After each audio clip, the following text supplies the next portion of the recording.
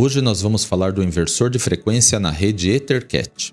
Nós vamos verificar 4 maneiras diferentes de controlar o inversor via rede EtherCAT. Uma delas a gente não vai colocar muita atenção porque ela é muito específica e não é para esse modelo de CLP que nós estamos usando, mas as outras 3 sim, e é importante saber que elas existem e como funcionam, porque basicamente o que a gente vai ver aqui com Onron é a mesma coisa que acontece com outros fabricantes nessas 3 formas de trabalhar. Então, vem comigo.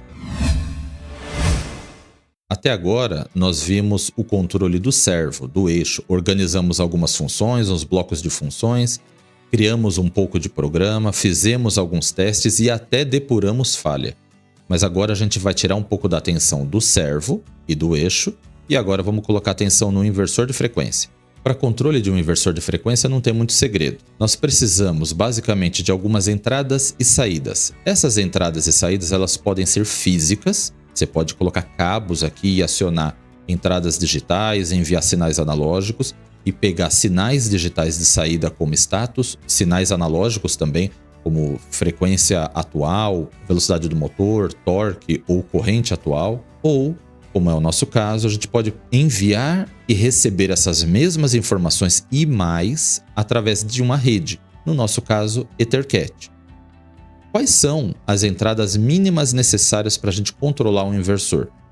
A gente precisa de algumas entradas de comando, que seriam entradas para habilitação do inversor, reset de falha, sentido de giro, uma seleção de parâmetro, por exemplo, uma seleção de velocidade fixa ou uma seleção de rampa para ele acelerar mais rápido, desacelerar mais devagar. Então, alguns sinais digitais, um sinal, pelo menos um, analógico, que seria a referência de frequência, é a velocidade que a gente quer que o inversor controle o motor, a velocidade do motor necessária. E no caso de um comando físico, você até pode controlar a rampa de aceleração e desaceleração por um canal analógico, mas isso já não é muito comum. Então, no caso de controle físico, você fixa a rampa de aceleração e a rampa de desaceleração, a gente decide ali qual que é a melhor testando diretamente na máquina e mantém isso fixo. Tá? No máximo você seleciona entre 2 rampas, uma rampa mais rápida e uma rampa mais lenta. Quando a gente trabalha em rede, já é importante a gente ter esse controle.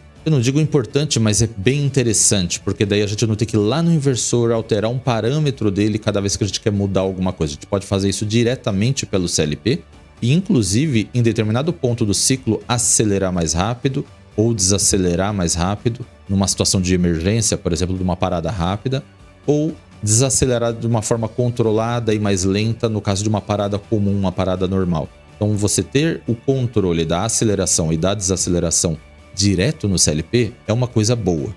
Saídas. O que a gente precisa de saídas no mínimo? Saídas de status. O que é isso?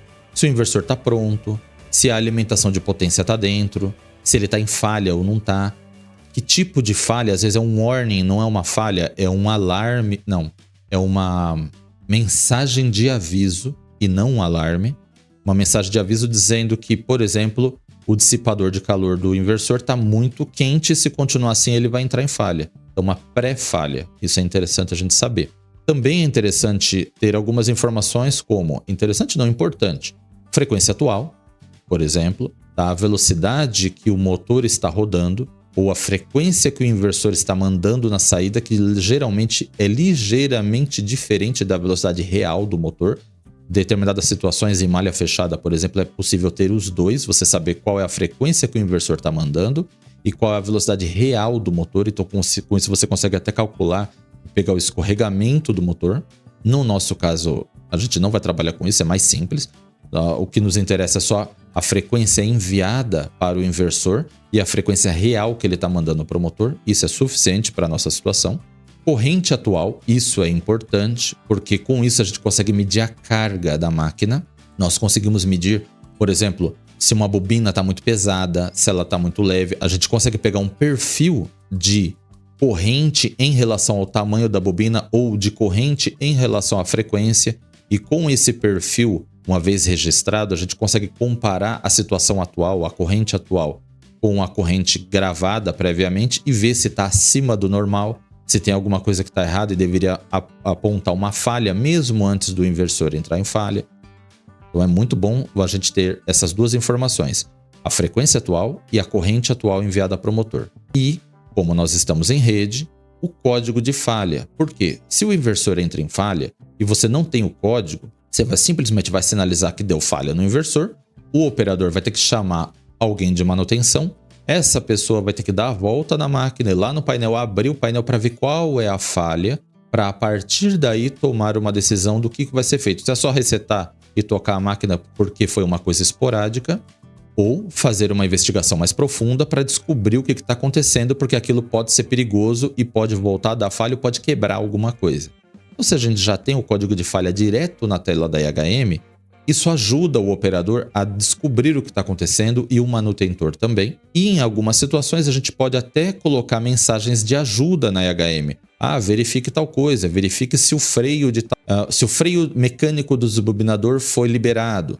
Verifique se tal válvula foi acionada e assim vai. Então essas são as entradas e saídas mínimas físicas e que a gente também vai usar elas na rede para controlar o inversor. Esse inversor que nós estamos usando, ele tem uma placa de comunicação em EtherCAT. Estou falando desse específico, da ON, esse modelo MX2, mas isso serve para basicamente qualquer fabricante. Uma vez que você coloca uma placa de rede no inversor, é como se você tivesse colocado uma placa de rede num computador. O inversor vai se comportar como um dispositivo e essa placa de rede vai dar acesso desse dispositivo na rede. Ela vai servir de interface, mas são dois hardwares diferentes. Eles têm dois firmwares diferentes. Eles têm comportamentos separados. Existe uma comunicação entre eles, existe uma integração, mas são duas coisas diferentes. E é importante saber disso e pensar dessa forma, porque isso vai facilitar não só a programação dos equipamentos, como depurar falha em alguns momentos. Nós temos uma comunicação interna feita entre a placa de rede e o dispositivo no qual ela está plugada, nesse caso, um inversor. Essa comunicação interna ela é feita diferente em cada fabricante. A Onron tem uma maneira de trabalhar, a Yaskawa tem outra, a Mitsubishi tem outra, a SCW tem outra, a Siemens tem outra, a Rockwell tem outra. Então, quando você tem uma placa de rede conectada num dispositivo, a comunicação entre essa placa de rede e o dispositivo, nesse caso o inversor, ela é específica de cada fabricante. É importante entender isso, porque isso pode abrir mais flexibilidade para a gente. Nesse projeto e nesse momento não, mas mais para frente eu vou mostrar como é poderoso entender as coisas dessa maneira.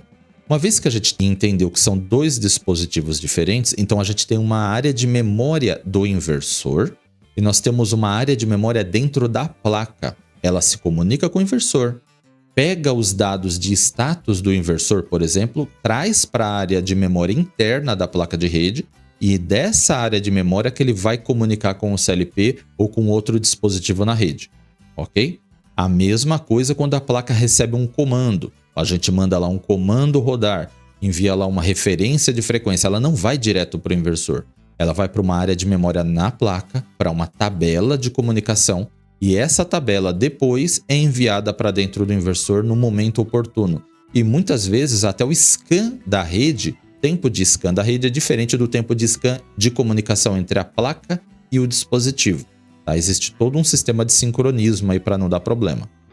EtherCAT. Uma vez que a gente entendeu que a placa de rede e o inversor são duas coisas separadas e que se comunicam, muitas vezes é transparente para a gente, mas é importante saber que isso existe. Assim como é importante saber que quando você instala uma placa nova de som, de vídeo, de rede no computador, no seu sistema operacional você tem que colocar certos drivers de comunicação, e se esses drivers não estiverem instalados corretamente, vai dar problema na configuração daquele hardware específico, daquela placa específica, aqui também.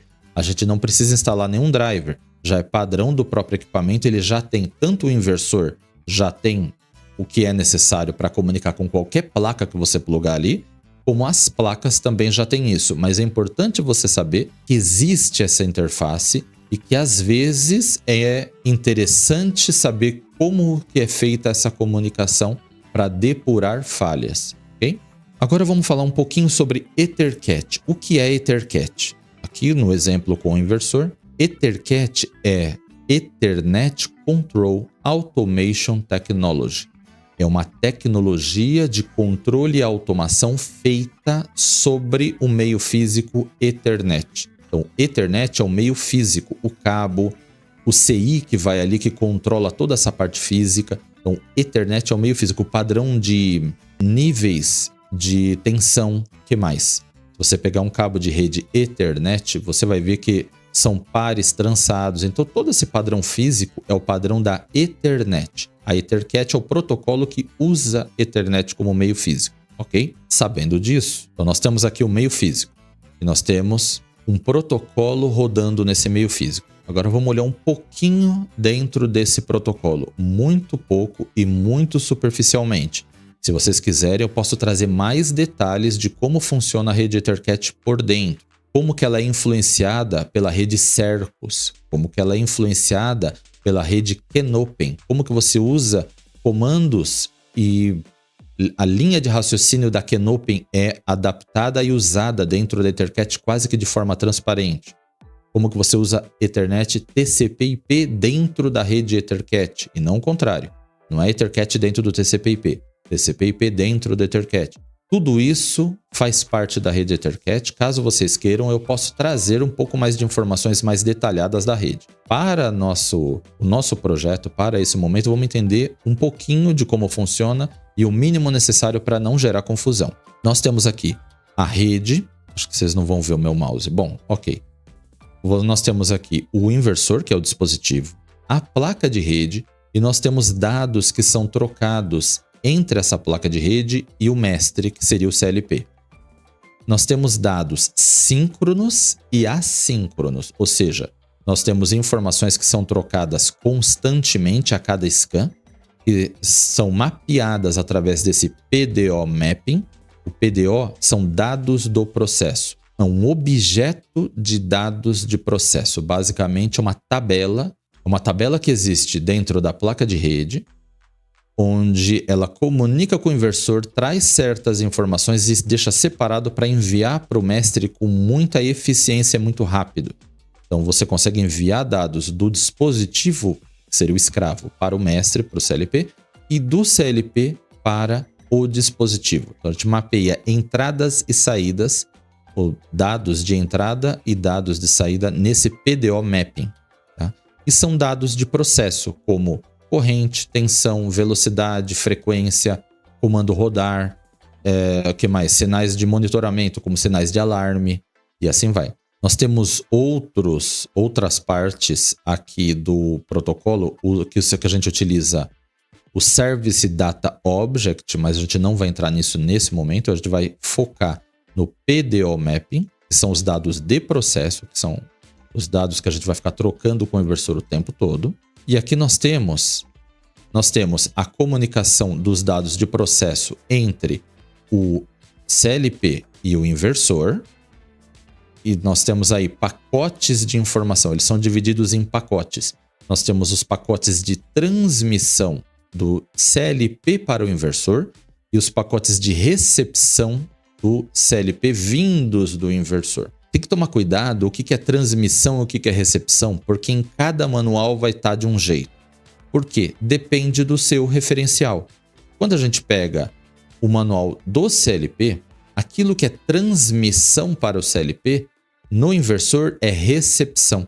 Então, aquilo que é descrito como TPDO no manual do CLP é descrito como RPDO no inversor. Então, aquilo que é transmitido do CLP para o inversor é recebido no inversor vindo do CLP. Faz sentido, né? Acho que ficou confuso, mas faz sentido. Então, dependendo do manual que você está olhando, o que é T em um manual, em um dispositivo, é R no outro. Então, o que é transmissão de um lado é recepção do outro. Então, tem que se atentar a isso para não gerar confusão. E gera, viu? E gera bastante confusão. Por isso que eu estou enfatizando isso.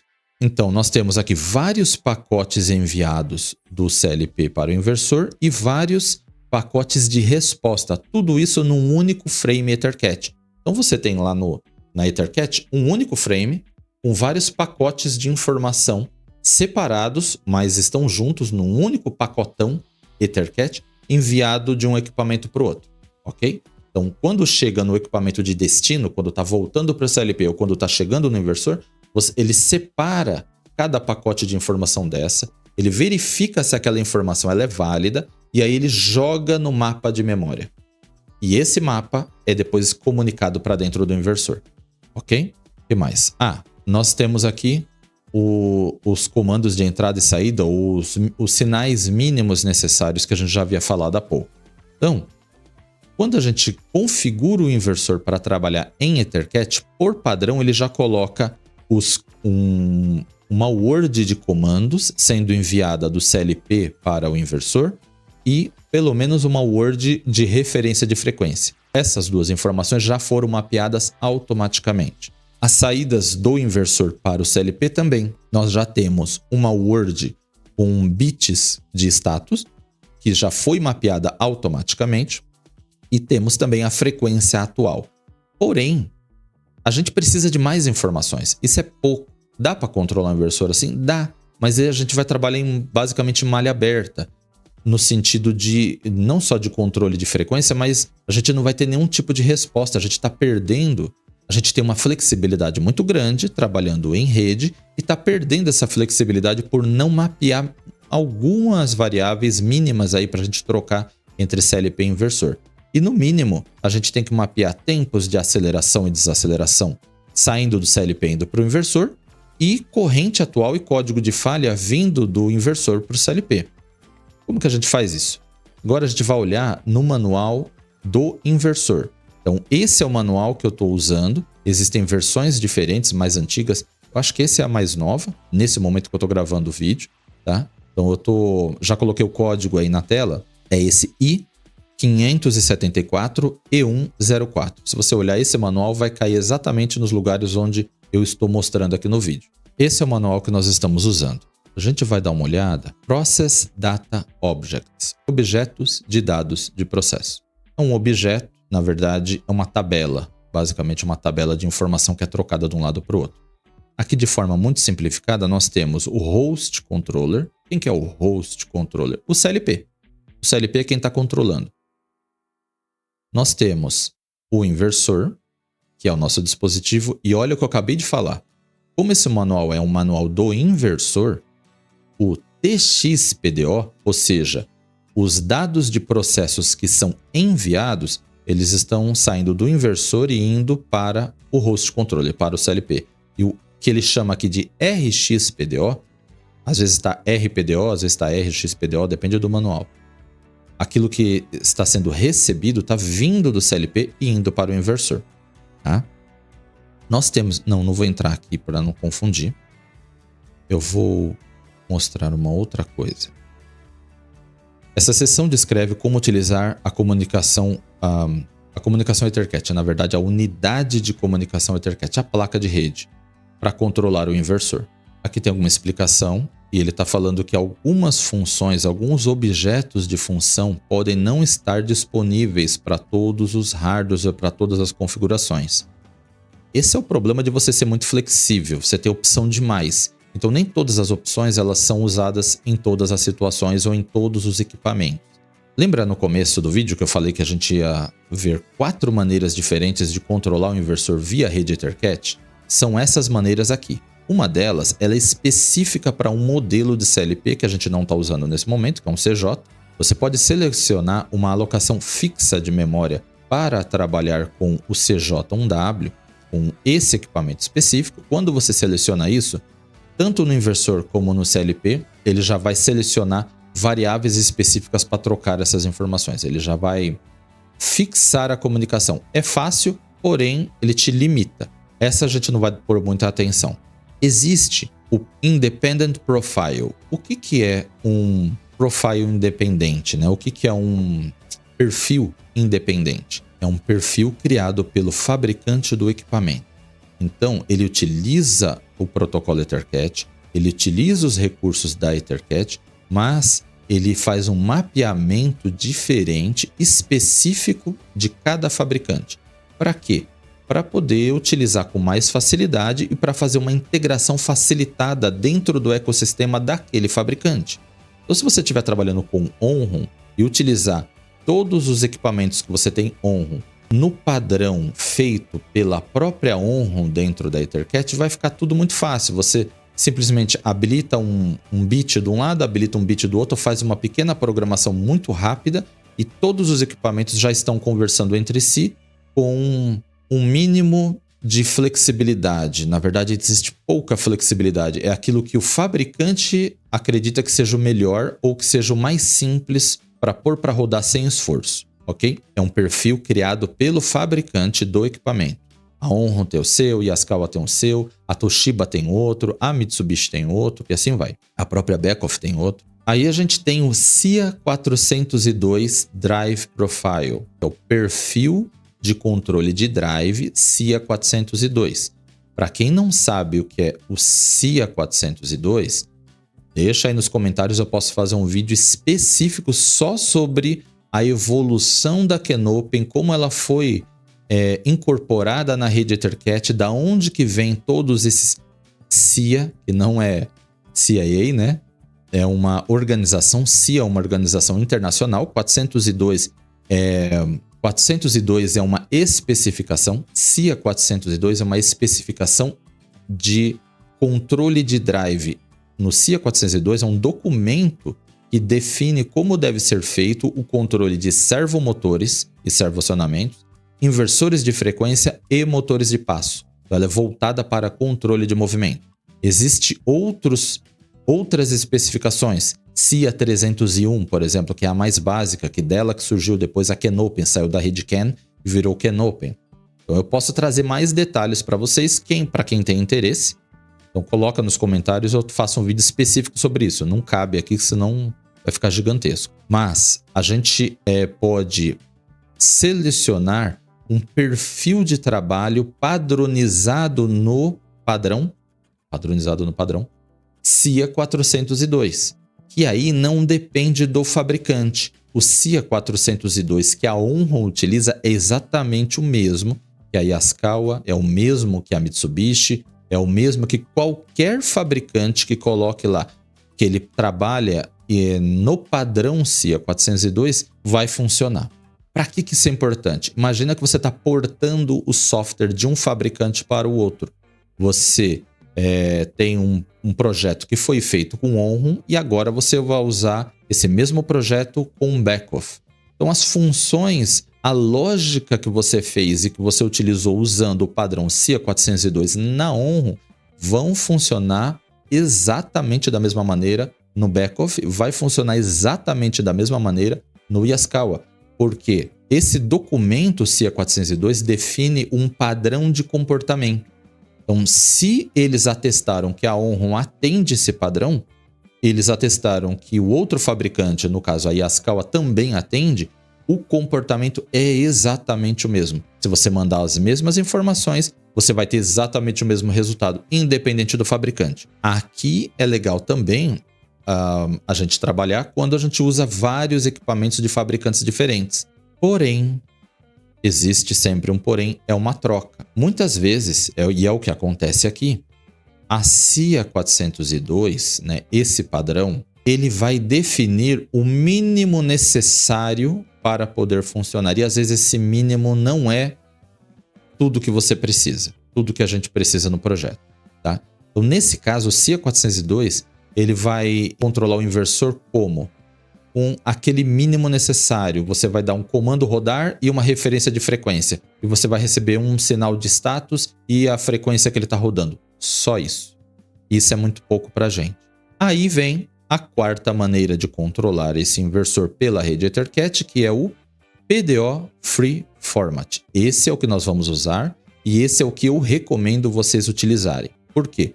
Porque aí vocês vão criar um padrão de vocês, um padrão de projeto da empresa. Nós aqui, eu aqui da Axon, a gente tem um padrão para trabalhar. E todo equipamento tem um free format. Todo equipamento vai ter ali uma forma de você modificar os PDOs. Vai ter uma forma de você modificar os PDOs. o que é enviado do CLP para o inversor e o que o inversor traz de resposta.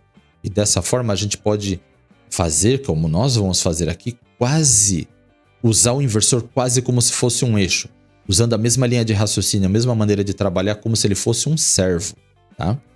Ele não vai ser um servo, mas vai dar para usar a mesma linha de raciocínio. Então, com isso, dá para padronizar.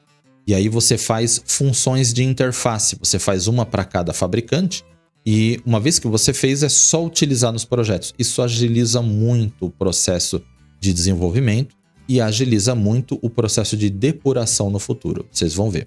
Então, esse é o que nós vamos usar. São objetos que podem ser alocados de forma à vontade. Você pode alocar da forma que você quiser tudo que tem disponível. Você tem uma tabelona de entrada, uma tabelona de saída e você escolhe o que colocar. Ok? Ok. Onde nós vamos olhar, nós temos agora que selecionar o que colocar nesses PDOs, nessas tabelas de comunicação. Nesse manual, elas estão aqui, ó, na lista de objetos, no apêndice. Esses objetos que aparecem aqui são os objetos, ou seja, são as variáveis exclusivas da placa de rede, não do inversor. Quando a gente vê aqui, ó, device type, é a placa de rede, não o inversor. O inversor está um pouquinho mais para baixo. Aqui, ó. Na verdade, bem mais para baixo. Aqui. MX2, parameter list. Tá? Então, os inversores dessa família, lista de parâmetros. E aqui nós temos, deixa eu só explicar como funciona essa tabela para que vocês saibam. Nós temos o endereço, que é o index, e o subendereço, como se fosse em qual armário, em qual prateleira está a informação que a gente quer. Aqui essa informação register number não nos interessa nesse momento, é só uma informação quase que sequencial de como que a tabela é montada. Então nos interessa o índice, o subíndice, a função, que é isso que nos interessa, que é isso que a gente vai procurar. Por exemplo, output frequency, frequência de saída, ela já está mapeada. Então esse parâmetro F01 lá do inversor já está mapeado na rede. Então esse aqui não nos interessa nesse momento, mas a gente vai procurar, por exemplo, de corrente daqui a pouco. Aqui são os ajustes possíveis, a resolução, como que a gente vai programar. Então a frequência ela é dada em centésimo de hertz, para que a gente saiba ler o que está chegando no CLP. Isso aqui é a saída, né? E como que ele pode ser mapeado nos grupos PDO. Aqui, ó, ele é possível de ser mapeado no PDO e ele é um TX-PDO do ponto de vista do inversor. Então, ele é uma saída do inversor, uma entrada no CLP. Então, essa tabela, ou esses parâmetros que aparecem como TX-PDO, na verdade, para a gente, lá no CLP, é entrada. São entradas. São parâmetros que a gente vai ler do inversor. Okay? Quais são os parâmetros que nos interessam? Aceleração e desaceleração. Para enviar do CLP para o inversor. Então, vamos lá. Aqui. Está na página 148 desse manual. Nós vamos tomar nota desse endereço, ó, 4011, índice 4011.26, subíndice 26. Esse é o endereço, essa é a informação de aceleração, tempo de aceleração do inversor. Então a gente vai programar no TX-PDO do CLP para o inversor. Nós vamos enviar essa variável do CLP para o inversor, ok? E essa aqui de baixo também. Vamos fazer isso? Então aqui acceleration time, deceleration time. Nós vamos procurar também output current. Essa daí está para trás. Aqui, ó. Monitor de corrente. Essa é a corrente atual do inversor. É essa que nós vamos ler no CLP. Índice 3010, subíndice 24. Nós também vamos ler fault monitor. Por quê? O que esse fault monitor 1 causa? Esse aqui é a falha atual. Nós temos aqui, nesse D81, alguns parâmetros do inversor no momento que ele entrou em falha. Qual falha? A última registrada. No D82, a penúltima falha registrada, a anterior.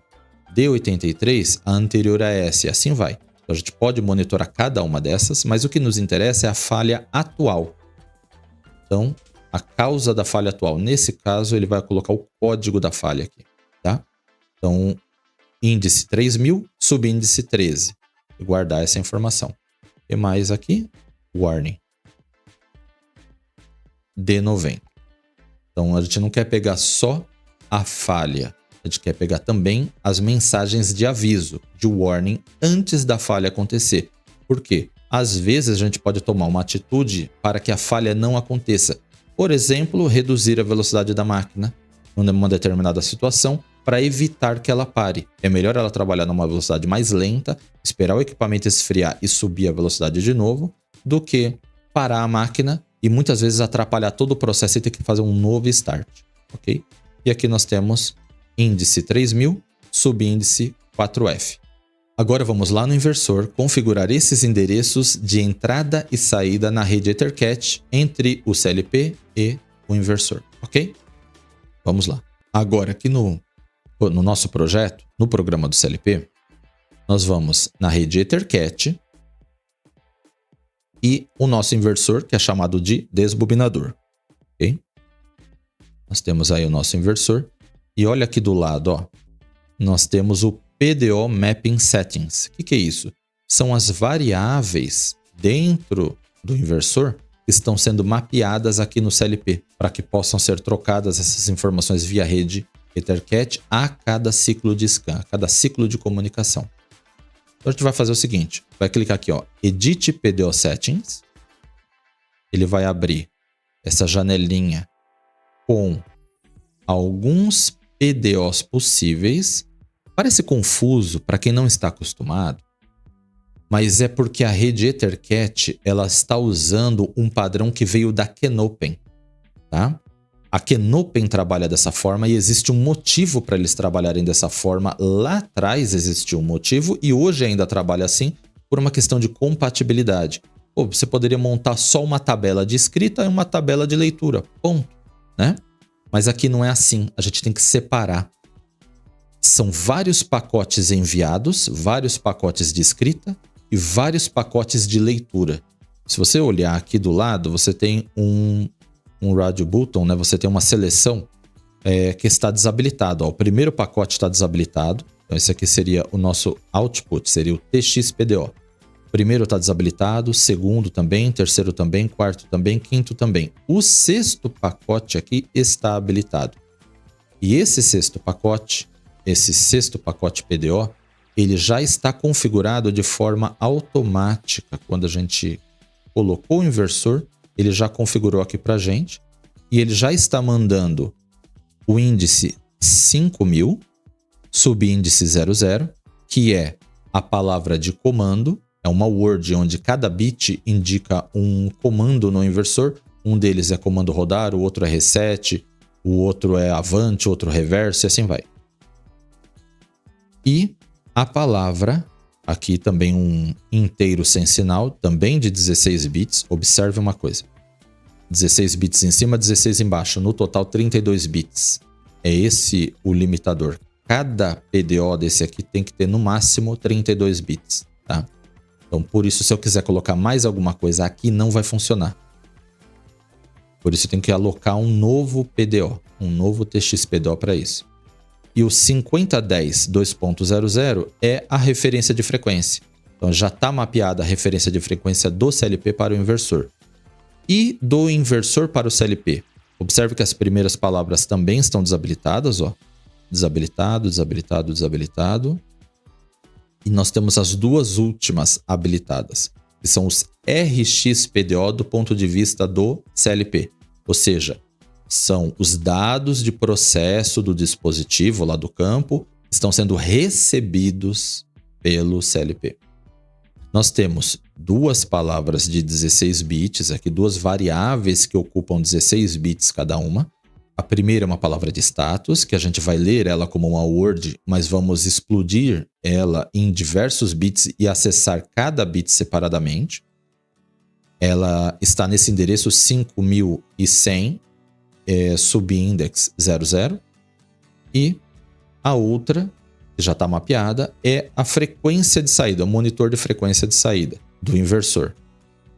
E nós temos aqui o endereço índice e subíndice. Índice 5110, subíndice 00. Se a gente olhar no manual, vai encontrar ela lá. Então, vamos mapear agora a nossa aceleração. Vamos lá em cima. Vamos habilitar a primeira palavra de saída. Vamos adicionar uma entrada PDO. Aí ele vai me dar todas as possibilidades. É bastante coisa aqui, ó. Tudo que eu posso enviar do CLP para o inversor. E a gente vai procurar o 4011.26, 2.26, que é a aceleração. 4011, cadê? Aqui, ó. Esse 0x, acho que a maioria deve saber, mas para quem não sabe, ele está indicando que esse número está em hexadecimal, ok? 4011, 2.26, ele corresponde ao parâmetro F002 do inversor, que é o primeiro tempo de aceleração. Por que primeiro? Porque esse inversor tem 2 tempos de aceleração, 2 de desaceleração, 2 curvas, e a gente consegue chavear e selecionar uma ou selecionar outra. Como a gente vai colocar isso direto no CLP, eu não preciso chavear nada. Se eu quiser mudar a aceleração, eu mudo aqui mesmo. Tá? Eu mudo diretamente o parâmetro de aceleração. Eu não preciso chavear para outro parâmetro. Selecionei, dei um OK. Observem que essa palavra de aceleração, ela é do tipo duplo inteiro sem sinal, UDINT, unsigned double int, e ela ocupa 32 bits.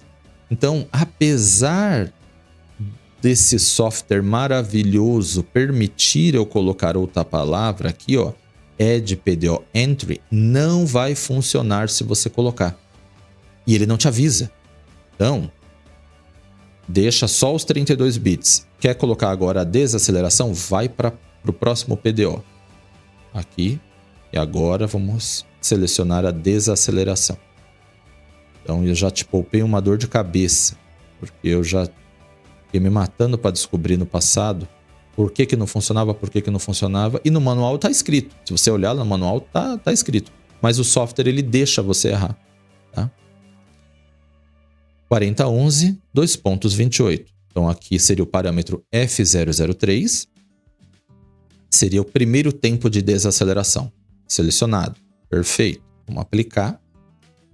E agora, nós vamos para o monitoramento. Vamos aqui na nossa primeira entrada. Eu quero monitorar a corrente. Além da frequência, eu quero monitorar a corrente desse inversor. A corrente, cadê minha colinha aqui? Está no 3010.24. 3010. Olha só quanta coisa eu posso monitorar. Ó. Olha isso. Olha quanto parâmetro a gente tem disponível para monitorar. Tá? Vamos lá. 3010. 3010, 3010. Aqui. 3010, 2.24. É o parâmetro D002 do inversor. Output Current Monitor.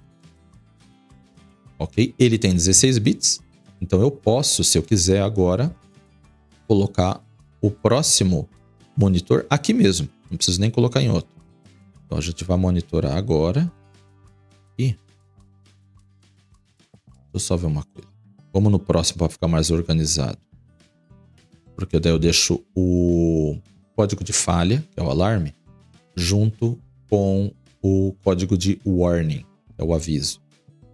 Então vamos para o nossa colinha 3013. 3000.13. Aqui. 16 bits. D081 é o parâmetro do inversor e aqui fica o código de falha atual, que é a causa da falha 1, que é a falha atual. E vamos adicionar também um código de warning, que é o 3004F. 3004F. Aqui, ó. D090 Warning Monitor. Perfeito. Então nós temos 16 bits aqui, 16 aqui, totalizando 32. Não estouramos o limite, então ele vai comunicar, ok? Selecionamos, isso é o suficiente, dou um ok. Olha lá, a nossa tabelinha aumentou. Então, a hora que a gente seleciona aqui o inversor, ela já mostra todos os parâmetros que estão sendo enviados e recebidos.